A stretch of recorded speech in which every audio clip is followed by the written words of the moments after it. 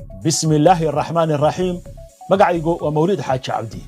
barnaamijka wararka maanta qodobada aan idinku soo gudbinayno waxa kamid ah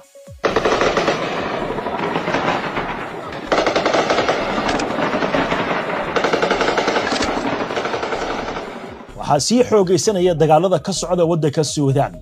iyadoo iska horimaadyada ugu culus ay ka socdaan gobolada la isku yiraahdo Kordofan halkaasi oo la sheegayo in dagaalka gacmaha la isula tagay isla markaas la isku riiqmay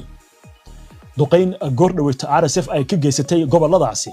ayaa waxa dhimasho dhaawac ka soo gaaray ugu yaraan 12 qof dhinaca kale warbixin cusub oo maanta soo baxday ayaa sheegaysa in ciidamada RSF ay gacanta ku hayaan kumanyaal kun oo qof kuwaasi oo madax furasho ay ka doonayaan haddii aan la bixin qaarkood waa la dilay warbixintan ayaa sidoo kale waxay ka hadlaysaa hooga iyo ba'a ka dhacay magaalada Al-Fashir oo RSF ay qabsatay bishii Oktoobar ee sanadkan dhanka dagaalka Ukraine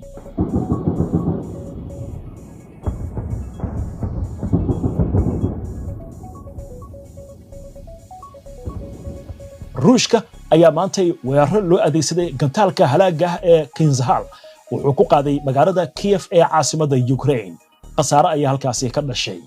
dhinaca kale ciidamada Ukraine ayaa iyaguna sheegaya inay gacanta ku dhigeen laba tuulo oo ku dhow magaalo istiraatiiji ah oo dagaalo culus ay ka socdaan duqeymo ayaa sidoo kale la isweydaarsanaya wararkii ugu dambeeyay ee dagaalka Ukraine waan idin faahfaahin doonaa Iran waxay ka warbixisay markab ajnabi uu leeyahay oo shidaal siday oo lagu qabtay gacanka Cumaan madaxweynaha Masar Abdul Fattah al-Sisi ayaa lagu soo waramayaa in uu ka goos adeegayo kulan uu la qaato ra'iisul wasaaraha Israa'iil Benjamin Netanyahu Washington iyo Tel Aviv ayaa dhabarka ka riixaya qorshe lagu doonayo inay ku kulmaan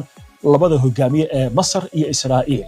haddaba maxay tahay Masar waxyaabaha ay ka beediidsan tahay oo aysan u doonayn inay kulmaan Netanyahu iyo al-Sisi waan idin faahfaahin doonaa dhammaan qodobadan iyo kuwa kale oo faahfaahsan ayaan idinku soo gudbinaynaa barnaamijka oo goordhow soo gali doona haddii alla idmo